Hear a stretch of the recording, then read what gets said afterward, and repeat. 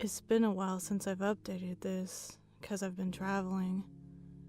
To recap, I was murdered 11 years ago and woke up in a small apartment.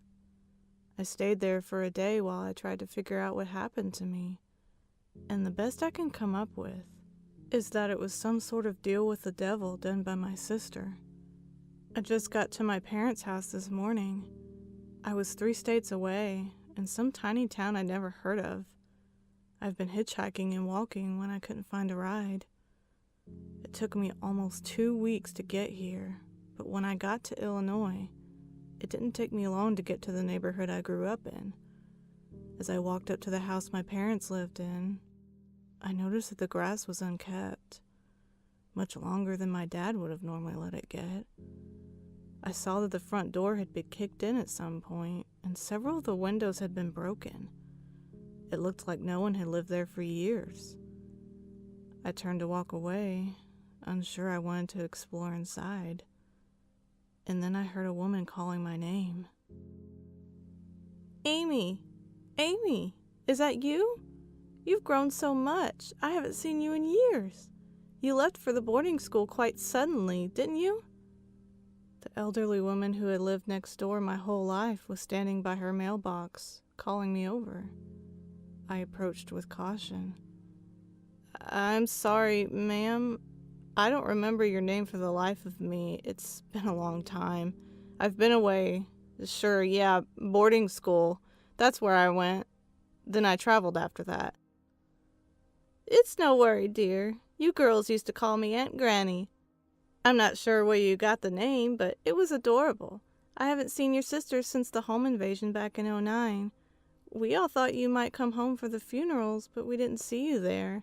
I guess staying around was too painful for them. Home invasion? I didn't know anything about it. I haven't stayed in touch with my family. I was actually coming here to reconnect with them. I could feel the tears coming, so I turned away. Oh no, how could you have known? With you having been gone to that dark place. No, you poor dear, I'm sorry to have upset you, but I must be going.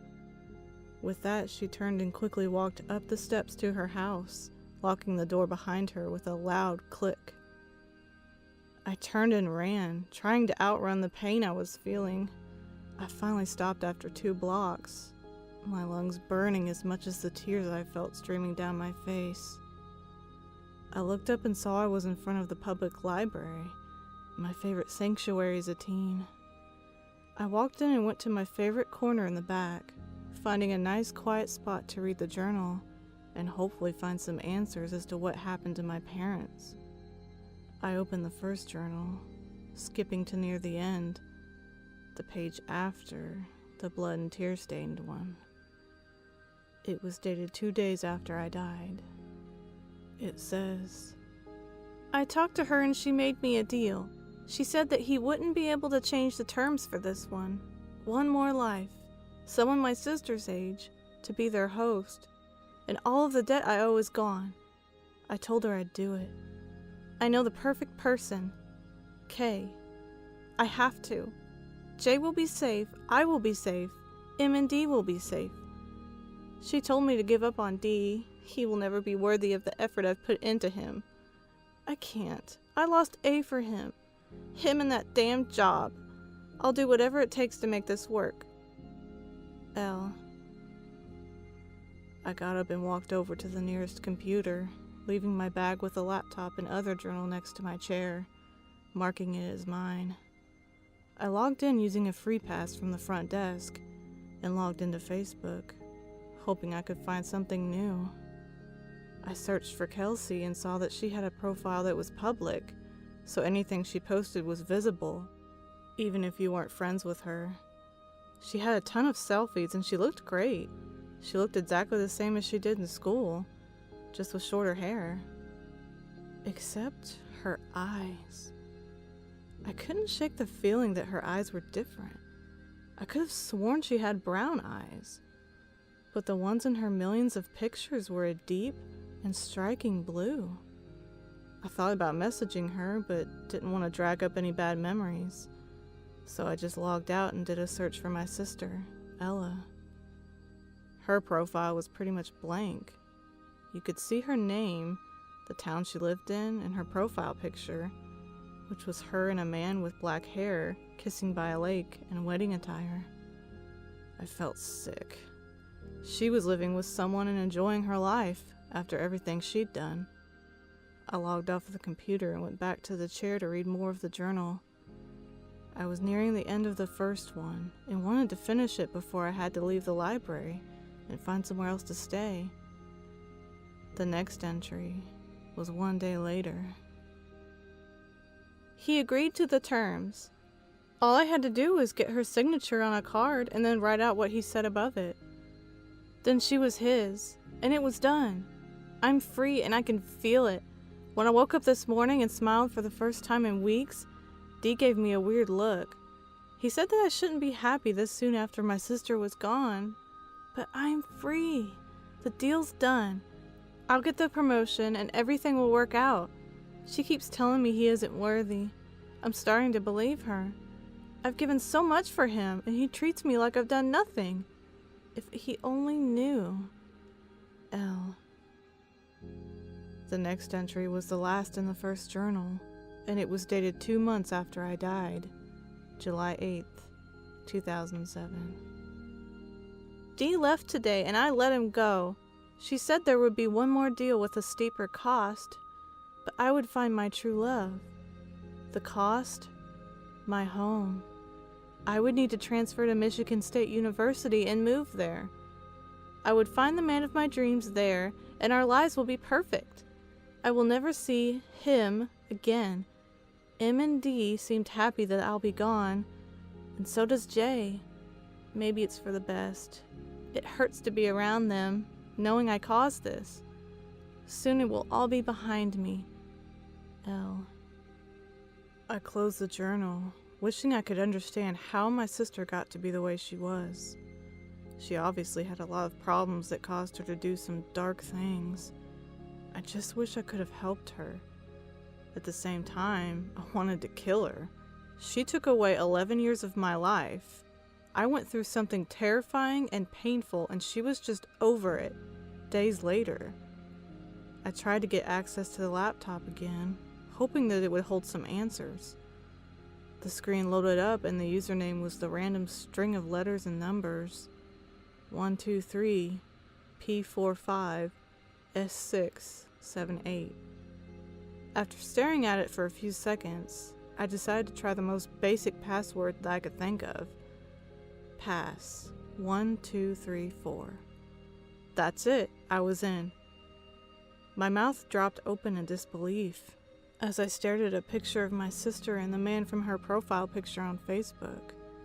This time, sitting together by a tree in the same outfits. She was wearing a beautiful wedding gown, while he had on a suit jacket and jeans. They looked so happy. It made me wish I could have been there, but my sister stopped that from happening. A quick look through the files just showed a bunch of pictures and videos and text documents that looked like homework projects from her school days.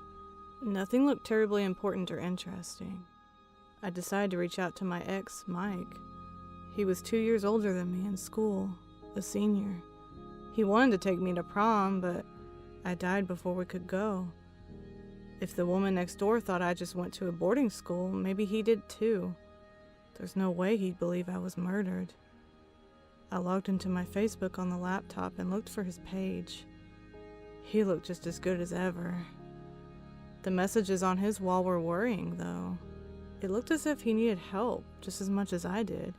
Some were quite vague, thoughts and prayers, while others mentioned him waking up, and others still mentioned the girls and how they would make it home to us. I decided to send him a message, hoping that he would remember me and wouldn't hate me for disappearing like I did. Hey Mike, I'm sorry I haven't been around. You wouldn't believe me if I told you what I've been through. I'm back in town and was wondering if we could meet up to talk. If you don't want to see me, I understand. I just need someone, anyone, and I'm sure you could use someone too. I left the library after sending that, deciding that I was going to go to his parents and see where he was staying. I was going to drop in on him whether he liked it or not. They lived a few blocks away in the opposite direction of my parents' house. I noticed the subtle differences in the town as I walked. Houses painted different colors, small businesses that had closed down, signs that were once around that weren't now. I saw his parents were still driving the beat-up minivan they'd had since the early 90s as I approached their house. My nerves were working overtime to make me feel like I was making a terrible mistake as I knocked on the door. It swung open after about 30 seconds. Hi, Mr. Porter. I just wanted to, sorry. I stuttered as I looked at my high school boyfriend's dad. I'm back in town and was looking for Mike. Amy? Wow, it's been years. You left for some fancy school without saying goodbye. Maybe if you had stuck around, he wouldn't be in the trouble he is now. He's over at Santegra. He just woke up from a coma a few days ago. He might like to see you. He's been through some rough stuff recently. He pulled me in for a hug. It's good to see you, Amy. I always hoped you would come back for him. Mr. Porter, I know it's a lot to ask, but is there any way you would let me stay here while I'm in town? I wasn't quite aware of the situation with my parents' house and had planned to stay there. Not really an option now. I looked down at my feet, instantly guilty for asking such a thing. Never mind, sorry. No, don't worry about it. I'll talk with my wife. Go see Mike. I'm sure she'll be fine with it. She loved having you around too. I'm heading to the hospital now. I'll update more when I get back to their house tonight. I'm excited and nervous to see him again after so long, especially with the way he said he's been through some rough stuff.